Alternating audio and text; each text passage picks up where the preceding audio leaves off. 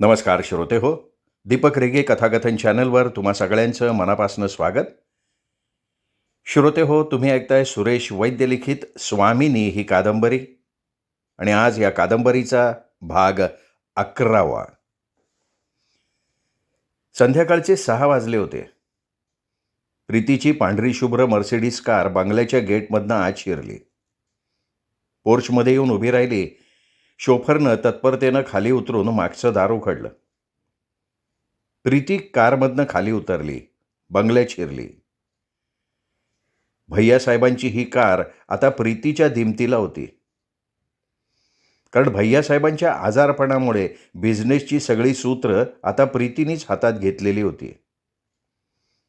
आणि बघता बघता भैयासाहेबांची जागा प्रीतीने घेतलेली होती. भैयासाहेबही सगळी जबाबदारी तिच्यावर सोपवून निर्धास्त झालेले होते. अर्थात हा निर्णय त्यांना अगदी नाईलाजानं घ्यायला लागलेला होता.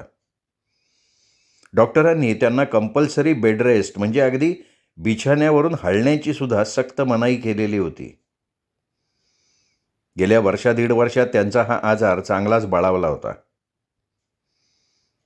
प्रीतीनी सलीलचं घर सोडलं त्याला आता 3 वर्ष होऊन गेली होती.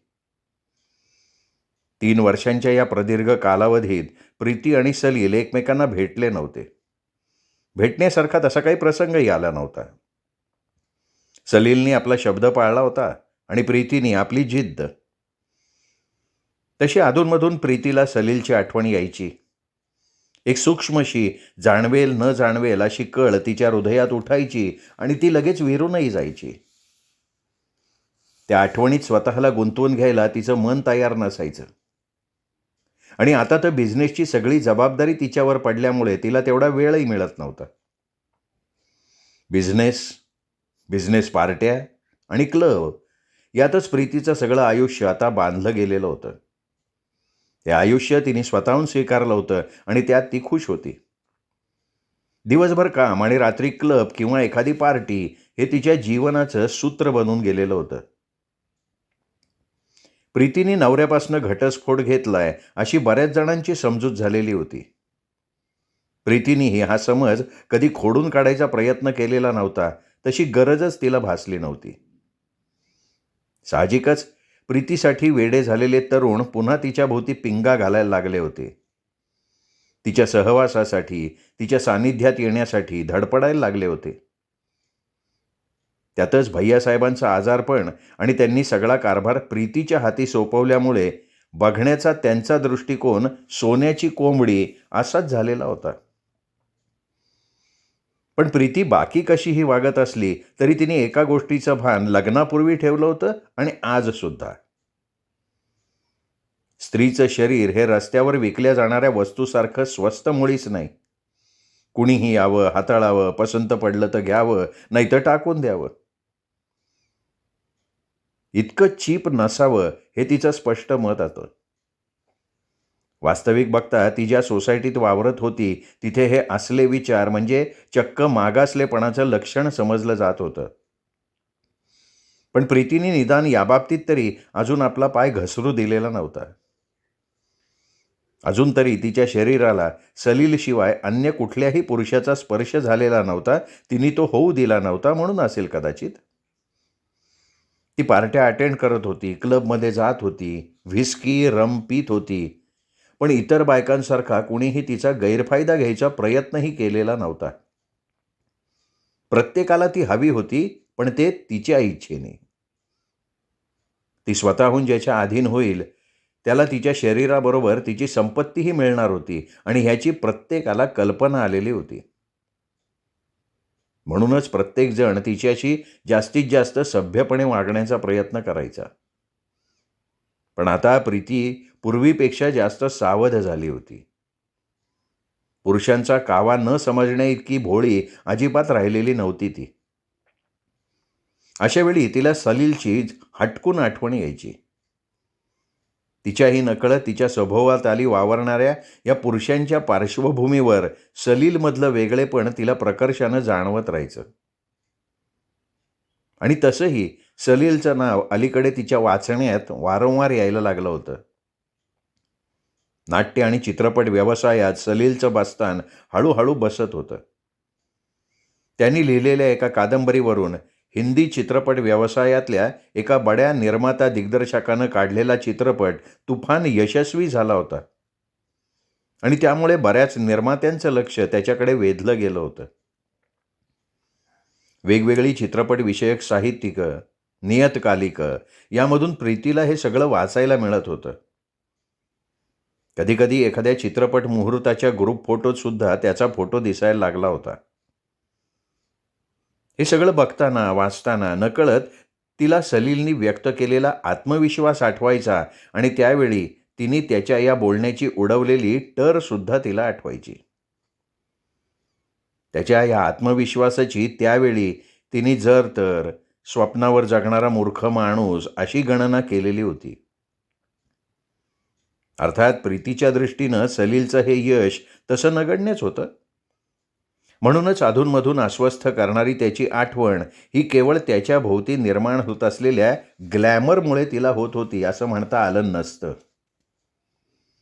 मधल्या 3 वर्षाच्या काळानं आणि त्याहीपेक्षा महत्त्वाचं म्हणजे अंगावर पडलेल्या जबाबदारीनं प्रीतीच्या पूर्वीच्या काहीशा उथळ अविचारी वागण्याचं प्रमाण हल्ली बरंच कमीही झालं होतं. म्हणूनच आता जेव्हा सलीलच्या संदर्भात तिच्या मनात विचार यायचे तेव्हा तिलाही हे मान्य करायला लागायचं की सलीलनी तिचा कसाही कुठल्याही प्रकारे शारीरिक छळ केलेला नव्हता. तिला थोडाफार मानसिक त्रास झाला होता, पण त्याला सर्वस्वी सलीलच जबाबदार नव्हता, तर त्यात तिचीही थोडीफार चूक होती. भैयानी दिलेली ऑफर त्याने नाकारली होती. व्यावहारिकदृष्ट्या पाहिलं तर सलीलचं ते वागणं मूर्खपणाचं होतं आणि अजूनही प्रीतीचं हे मत कायम होतं. मात्र त्यावेळी तिच्या त्या मनात असलेला कडवटपणा आता राहिलेला नव्हता. त्यावेळी तिने त्याच्यावर केलेल्या आरोपात काही तथ्य नव्हतं हेही तिने आता मनोमन मान्य करून टाकलेलं होतं. तो जे काही वागला होता ते त्याच्या स्वभावानुसार वागला होता. समोर एवढा मोठा मोह हात पसरून उभा असताना त्यांनी तिकडे पाठ फिरवली होती आणि हेच सलीलमधलं वेगळेपण होतं. पण प्रीतीला ते त्यावेळी जाणवलेलं नव्हतं. प्रीतीने हॉलमध्ये येताच हातातली पर्स सोफ्यावर टाकली, मग स्वतःही धप्पकन सोफ्यात बसली, काहीशी थकल्यासारखी, गळून गेल्यासारखी. सावित्रीनी चहाचा ट्रे आणला, टिपॉयवर ठेवला. त्या आवाजाने प्रीतीने डोळे उघडले. मग सावरून बसत सावित्रीनी पुढे केलेला कप हातात घेत तिने विचारलं, भैयानी चहा घेतला? घेतला की मागाशी. तुमची चौकशी करत होते भैया. सावित्री म्हणाली. काल दिवसभरात प्रीती भैयाला भेटलीच नव्हती. अलीकडे हे अधूनमधून असंच व्हायला लागलं होतं. ऑफिसमधनं आली की कधी तिला एखादी बिझनेस पार्टी अटेंड करायची असे, त्यामुळे झटपट आवरून ती लगेच बाहेर पडायची. मग त्या पार्टीहून परत यायला तिला बराच उशीर व्हायचा. शिवाय पार्टीमध्ये तिने 1-2 पेगसुद्धा घेतलेले असायचे. मग अशा अवस्थेत भैयाच्या रूममध्ये जाणं तिला प्रशस्त वाटायचं नाही. कधीकधी ऑफिसमधनं ती परस्पर क्लबमध्ये जायची आणि मग रात्री कधीतरी परत यायची. पूर्वी असं व्हायचं नाही. ऑफिसमधनं घरी आली की पहिल्यांदा ती भैयाच्या रूममध्ये जायची, त्याच्याबरोबर चहा घ्यायची, त्याच्याबरोबर गप्पा मारत बसायची. पण अलीकडे चहा संपून प्रीती उठली, भैयाच्या खोलीत आली. भैयासाहेब इझी चेअरवर बसून समोरच्या उडघड्या खिडकीतनं दिसणारं आकाश निहाळत होते. सोनेरी केशरी रंगात हळूहळू काळपट रंग मिसळत चालला होता. प्रीतीने भैयासाहेबांच्या पाठमोऱ्या आकृतीकडे बघितलं. दिवसेंदिवस भैया किती कृश होत चाललेत. औषधं, टॉनिक्स, आहार कशाचाही परिणाम होत नाहीये. भैयाला नेमकं काय झालंय? डॉक्टरसुद्धा काही सांगायला तयार नाही आहेत. कदाचित भैयाला त्यांनी कल्पना दिली असेल. भैयाचे मित्रच आहेत ना ते. आणि कदाचित भैयानं डॉक्टरांना विनंती केली असेल आपल्याला काही सांगू नये म्हणून. पण मग म्हणजे भैयाला काही गंभीर आजार तर? कारण डॉक्टर मागे एकदा भैयाला कुठल्या तरी हॉस्पिटलमध्ये ॲडमिट हो असं सांगत होते, पण भैयानंच नकार दिलेला होता. डॉक्टर त्याला किती आग्रह करत होते, समजावून सांगत होते, पण भैया. आणि आपण आल्याबरोबर भैयानं लगेच तो विषय बंद करून टाकला होता. आपण किती खोदून खोदून विचारलं होतं, पण भैयाने हसून तो विषयच टाळला होता. आपल्यालाही त्यावेळी वाटलं होतं की भैयाचा आजार फारसा गंभीर नसावा. डॅडी गेल्यावर बिझनेसचा सगळा भार त्याच्या एकट्यावर पडला. त्यांनी ही अविश्रांत मेहनत घेऊन तो सगळा सांभाळला, वाढवला. मग त्याचं टेन्शन त्याला आता जाणवत असावं. शिवाय मध्यंतरी आपल्यामुळे सुद्धा त्याला तसा खूप मानसिक त्रास झालेला होता. म्हणूनच डॉक्टरांनी त्याला विश्रांतीचा सल्ला दिलेला असावा. पण केव्हा आलीस? प्रीतीची चाहूल लागताच भैयासाहेबांनी मागे मान वळवून तिच्याकडे बघत विचारलं. नुकतीच आली आहे. प्रीती त्यांच्या बाजूलाच असलेल्या एका खुर्चीवर बसत म्हणाली. आज क्लबमध्ये नाही गेलीस? नाही. का बरं? आज मूड नाही आहे. बरीच थकलेली ही दिसतीयस. प्रीती, खरं म्हणजे हे वय तुझं हसण्या खेळण्याचं. पण या वयात मी तुझ्यावर सगळी जबाबदारी टाकून इथे आरामात बसून राहिलोय. अर्थात आज ना उद्या ही जबाबदारी तुझ्यावर येणार होती म्हणा, पण तरी सुद्धा एवढ्या लवकर मी तुला लग्नाचं म्हणतोय तर तू ते मनावर घेत नाहीयेस. खरं म्हणजे काय हरकत आहे ग प्रीती? संपूर्ण आयुष्य का तू असं? भैया भैया प्लीज. भैयासाहेबांचं बोलणं मध्येच तोडत प्रीती म्हणाली. भैया, या विषयावर यापूर्वी आपलं बोलणं झालंय. एक म्हणजे आता पुन्हा लग्न करण्याची माझी इच्छा नाही, आणि शिवाय सलीलनी मला कायदेशीर घटस्फोट दिलेला नाहीये. अगं पण त्याच्यापासून वेगळं होऊन तुला आता 3 वर्षाच्या वर होऊन गेले. त्यामुळे घटस्फोट काय तुला कधीही मिळू शकतो आता. शिवाय मला नाही वाटत तो सलील तुझ्या दुसरं लग्न करण्याच्या इच्छेच्या आड येईल. कारण तसं असतं ना तर त्यांनी यापूर्वीच. भैया, कदाचित तू म्हणतोस तसंही असेल. प्रीती समोरच्या उघड्या खिडकीतनं बाहेर बघत म्हणाली. सलील आड येणार सुद्धा नाही, पण खरंच सांगते मलाच इच्छा नाहीये लग्नाची. प्रीती, तुला एक विचारू का? तिच्याकडे शोधक नजरेनं बघत भैयासाहेब म्हणाले. हो भैया. सलीलला तू अजूनही विसरू शकलेली नाहीयेस ना? प्रीतीने मान वळवून भैयासाहेबांकडे बघितलं. भैयासाहेब पुन्हा एकदा खिडकीतून दिसणाऱ्या काळपट आकाशाच्या तुकड्याकडे बघत स्वतःशीच बोलल्याप्रमाणे म्हणाले. कधी कधी वाटतं प्रीती, तुम्हा दोघांना वेगळं व्हायला मीच कारणीभूत आहे ग. सिंहाच्या तोंडून मनुष्यवाणी ऐकावी तसा प्रीतीचा चेहरा विस्फारित झाला. भैया? भैया हे बोलतोय? सगळा दोष स्वतःकडे घेतोय? केवळ आपल्यावरच्या प्रेमामुळे. सलीलला आपण विसरू शकत नाही हे लक्षात आल्यामुळे केवळ आपल्याला सांत्वन करण्यासाठी. काही आजारपणानं भैयाला खरोखर हाळवं केलंय. नाही भैया. भैया, यात तुझा काहीच दोष नाही रे. कदाचित सलीलचा सुद्धा नाहीये. दोष असलाच ना तर तो माझा आहे. त्याच्याशी लग्न करण्याचा निर्णय माझा होता, आणि आम्हाला वेगळं करण्यात कोणाचा दोष असेल तर तो सलीलच्या गरिबीचा आहे. भैयासाहेब क्षणभर थांबले आणि मग प्रीतीकडे बघत म्हणाले. अगं तसं असेल तर तुम्हा दोघांना परत एकत्र यायला आता काही हरकत नाहीये. मी असं ऐकतोय की सलील आता बडा माणूस झालाय, सिनेमात गेलाय, त्यांनी कार सुद्धा घेतली म्हणे. अच्छा, म्हणजे भैयाच्या बोलण्यामागचं खरं कारण हे होतं तर. ज्या कारणासाठी त्याचा सलीलला विरोध होता ते कारण आता राहिलेलं नाही, म्हणून भैयाचं हे परिवर्तन झालेलं दिसतंय. प्रीतीला भैयाचा भयानक राग आला. हा माणूस केवळ पैसा बघतो. पैशाच्या पलीकडे याला दुसरं काही दिसतच नाही. ज्या सलीलचा यांनी अपमान केला, त्याला मतलबी, स्वार्थी म्हटलं, तोच सलील आज याला एकदम बरोबरीचा, चांगला वाटायला लागलाय. त्याचा स्वीकार करायला हा तयार झालाय. म्हणजे केवळ आपल्यावरचं प्रेम किंवा आजारपण आणि त्या आजारपणामुळे आलेलं हळवेपण एवढंच यामागे एकमेव कारण नाहीये तर. सलील जर पूर्वीसारखा एक सामान्य गरीब राहिला असता तर भैयानी हे असलं काही सुचवलं असतं का?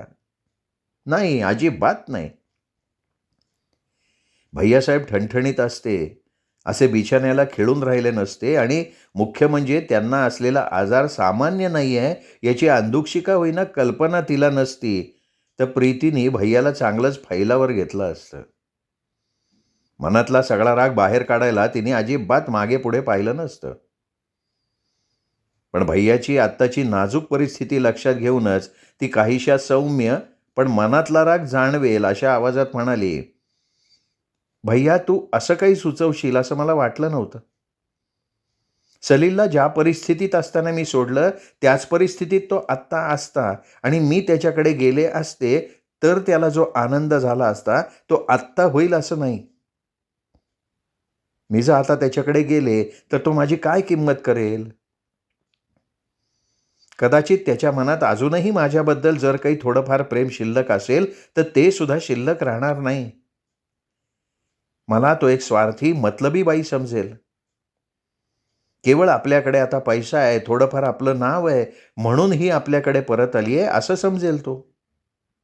आणि तसं जर त्यांनी समजलं तर त्यात त्याची काही चूक आहे असं नाही ना म्हणता येणार. अगं तू म्हणतेस त्याप्रमाणे तो सलील एवढा आणि असा विचार करेल असं मला नाही वाटत. प्रश्न फक्त तुला त्याच्याकडे जाण्याची इच्छा आहे किंवा नाही एवढाच आहे. नाही नाही भैया. भैया प्रश्न माझ्या इच्छेचा नाहीये. ज्या दिवशी मी त्याचं घर सोडलं त्याच वेळेला तो अधिकार मी गमावलाय. मी कबूल करते मी सलीलला विसरू शकलेली नाही. प्रयत्न करून सुद्धा त्याला मी विसरलेली नाही. माझं त्याच्यावर अजूनही प्रेम आहे आणि म्हणूनच मी त्याच्याकडे लाचार होऊन जाणार नाही. प्रीती मला वाटतं तुझ्यातला जिद्दी हट्टी स्वभाव अजूनही गेलेला दिसत नाहीये. माणसानं जिद्दी असावं, हट्टीही असावं, इगोइस्टही असावं पण त्याचा वापर इतका सढळ हातानं कधीच करू नये. सढळ हातानं केलेली कुठलीही गोष्ट शेवटी माणसाच्या सर्वनाशाला कारणीभूत ठरते. सलील तुला हवाय. तूच आत्ता कबूल केलंयस की तुझं अजूनही त्याच्यावर प्रेम आहे. पण फक्त स्वतःचा इगो जपण्याच्या नादात तू स्वतःवर अन्याय करतेयस प्रीती. भैया भैया रागवू नकोस. पण हाच उपदेश तुम्हाला यापूर्वी केला असतास ना तर कदाचित त्याचा काहीतरी उपयोग झाला असता. हां. भैयासाहेब एक दीर्घ निश्वास सोडत म्हणाले, काय आहे ना काही वेळेला माणसाला शहाणपण फार उशिरा सुचतं. प्रीती त्याच्यावर काही बोलली नाही. भैयासाहेबही मग खिडकीतनं बाहेर बघत राहिले. बाईसाहेब बाईसाहेब राकेश साहेब आल्यात. बेडरूमच्या दारात येऊन उभी राहत सावित्री म्हणाली. प्रीतीने हातातला ग्लास खाली ठेवला. काय काम काय आहे त्याचं? प्रीतीने कपाळावर आठ्या घालत विचारलं. भैयासाहेबांच्या रूममधून बाहेर पडल्यावर प्रीतीने वॉश घेतला होता आणि आता आपल्या रूममध्ये येऊन ती पीत बसली होती. भैयासाहेबांशी झालेल्या बोलण्यानं ती आज नको तेवढी अस्वस्थ झाली होती.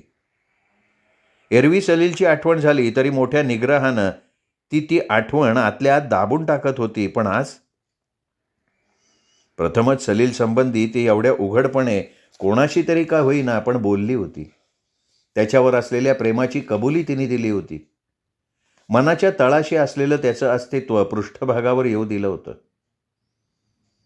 विस्कीचे घोट घेता घेता ती भैयासाहेबांच्या बोलण्याचा विचार करत होती आणि म्हणूनच आत्ता ह्या क्षणी तिला कोणाचा डिस्टर्ब नको होता.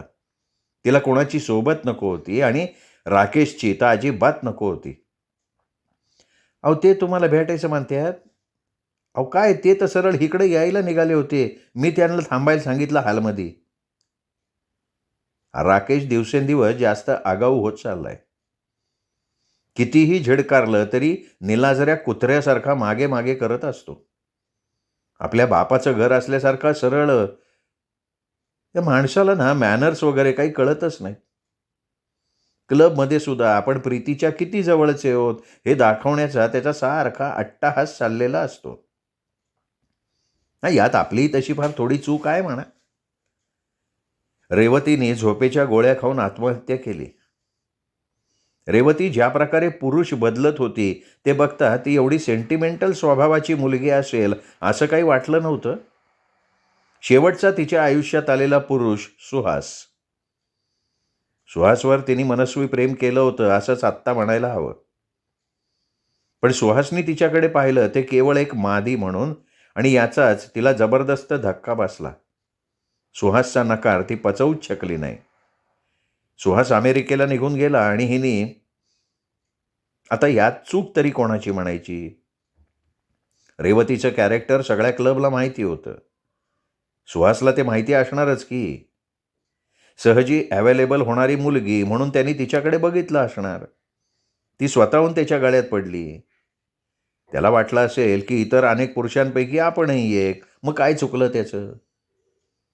आणि रेवतीनं तरी त्याचा नकार एवढा का मनाला लावून घ्यायचा. असे अनेक पुरुष तिच्या जीवनात आले आणि गेले, तसाच हा सुद्धा एक, असं समजून ती त्याला विसरून का नाही जाऊ शकली. मानवी मन गूढ असतं असं म्हणतात ना, ते काही खोटं नाही.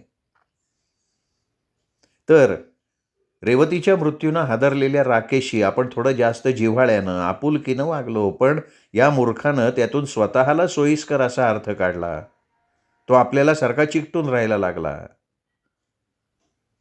प्रीती सावित्रीला सांगणार होती की त्याला सांग बाईसाहेबांची तब्येत बरी नाहीये, त्या झोपलेल्या आहेत. पण प्रीतीनं असं काही सांगण्यापूर्वी राकेश सरळ आत आला होता. हॅलो प्रीती. आत येत राकेश म्हणाला. हां हॅलो. प्रीती काहीशा नाराजीनं म्हणाली. प्रीतीनं खूण करताच सावित्री तिथनं निघून गेली. अगं काय हे, आज काय एकटीच पीत बसली आहेस. तिच्या समोर बसत राकेश म्हणाला. हो. असं म्हणत प्रीतीने ग्लास उचलला, तोंडाला लावला. क्लबमध्ये नाही येणार का. नाही रे, आज मूड नाही आहे. चला बरं झालं. क्लबमध्ये साला हवा तसा एकांत नाही ना मिळत. प्रीतीने फक्त भुवया उंचावून त्याच्याकडे बघितलं. मला आज तुझ्याशी एका महत्त्वाच्या विषयावर बोलायचं आहे. हा, ते वाटलंच होतं मला. त्याशिवाय तू असा परवानगी न घेता सरळ माझ्या बेडरूममध्ये घुसणार नाहीस. प्रीतीने टोमणा मारला. तुझ्या बेडरूममध्ये येण्यासाठी मला सतत परवानगीची आवश्यकता भासू नये म्हणून मी तुझ्यापुढे एक प्रस्ताव मांडणार आहे. राकेश साहेब आपल्या चेहऱ्यावर गंभीरपणा धारण करण्याचा प्रयत्न करत म्हणाले. हां बोल की बोल. रिकामा ग्लास टिपॉयवर ठेवत प्रीती म्हणाली. प्रीती, माझं तुझ्यावर प्रेम आहे. अच्छा अच्छा, हाय होय तुझा महत्त्वाचा विषय. अरे मग यासाठी तुला एकांत कशाला हवा होता. हे तू काय मला रोज क्लबमध्ये किमान एकदा तरी सांगत असतोसच ना. प्रीती प्लीज. ठीक आहे ठीक आहे, तुझं माझ्यावर प्रेम आहे, समजलं. मग आता मी काय करावं. लग्न. अच्छा, मी तुझ्याशी लग्न का करावं. कारण माझं तुझ्यावर प्रेम आहे. अरे पण माझं तुझ्यावर प्रेम नाहीये ना. प्रीती, उगाच चेष्टा करू नकोस ग. अरे बाबा, माझं तुझ्यावर प्रेम आहे असं मी म्हटलं असतं ना तर ती चेष्टा झाली असती. याचा अर्थ इतके दिवस तू मला फक्त झुलवत होतीस. राकेश चिडक्या स्वरात म्हणाला. हे बघ, उगाच मूर्खासारखं काहीतरी बोलू नकोस. प्रीती कपाळावर आठ्या घालत रागानं म्हणाली. मी तुला 1000 वेळा सांगितलं. तू बहिरा आहेस हे मला माहिती असतं ना तर तुझ्या कानाजवळ स्पीकर लावायची व्यवस्था केली असती मी. प्रीती, तू माझ्या चांगुलपणाचा फायदा घेतेस. अरे उलट तू माझ्या चांगुलपणाचा फायदा घेतोयस. तुझ्यासारख्या बोर करणाऱ्या माणसाबरोबर मी इतके दिवस चांगुलपणानं वागले, त्याचे तू उपकार मान. काय समजलंस. उपकार. माय फूट. रागानं थरथरत उभा राहत राकेश म्हणाला. साली तुला आली पैशाची मस्ती. नवऱ्याला सोडलंस, भावाला आजारी पडलंस आणि आता ऐशो आरामात राहतीस. तुला बंधन नकोय. तुला एक पुरुष पुरत नाहीये. राकेश. प्रीतीनं टिपॉयवरचा ग्लास उचलून समोरच्या भिंतीवर आपटला. राकेश, माझ्या हातून तुला काही इजा होऊ नये असं तुला वाटत असेल ना तर ताबडतोब इथून चालता हो. अगं तू काय मला इजा करतेस. तुझ्यासारखे 56 पोरी माझ्या अंगा घालणं गेले आहेत. पण एक लक्षात ठेव, लक्षात ठेव, तू माझा अपमान केलंयस आणि मी या अपमानाचा असा बदला घेईन ना की आयुष्यभर तुला माझी आठवण राहील. ए चल रे, या असल्या पोकळ धमक्या तू तुझ्या त्या 56 पोरींना जा आणि दे. आणि आत्ता 1 मिनिटाच्या आत इथून बाहेर पडला नाहीस तर धक्के मारून बाहेर काढावं लागेल तुला. राकेशनी एकदा दातोत खात प्रीतीकडे बघितलं, मग तो वाढला. ताड ताड पावलं टाकत बाहेर पडला. तो गेला त्या दिशेकडे बघत प्रीती म्हणाली, "हॅ, मूर्ख." आणि मग प्रीती पुन्हा खाली बसली. टिपॉयवरची बाटली उचलून तिने सावित्रीला हाक मारली. तिला ग्लास आणायला सांगितला. सावित्रीनी ग्लास आणून देताच तिने 2 प्लेग ग्लासात ओतले. सोड्याच्या बाटलीचं बूच उडवत ग्लास भरला. तोंडाला लावत अर्धा ग्लास रिकामा केला. भैयासाहेबांनी आपले फिकुटलेले ओठ घट्ट मिटून घेतले. प्रीतीच्या बेडरूमच्या दारा आडून ते बाजूला झाले. आपल्या रूमकडे जड पावलांनी चालायला लागले. भैयासाहेबांचा चेहरा विलक्षण उदास आणि विषण्ण झालेला होता. प्रीतीला आता खरोखर कोणाच्या तरी आधाराची आवश्यकता आहे याची त्यांना तीव्रतेनं जाणीव झालेली होती. श्रोते हो, तुम्ही ऐकताय सुरेश वैद्य लिखित स्वामिनी ही कादंबरी. आज या कादंबरीचा 11वा भाग आपण ऐकलात. 12वा भाग ऐकण्यासाठी उद्या भेटूयात दीपक रेगे कथाकथन चॅनलवर. तोपर्यंत नमस्कार.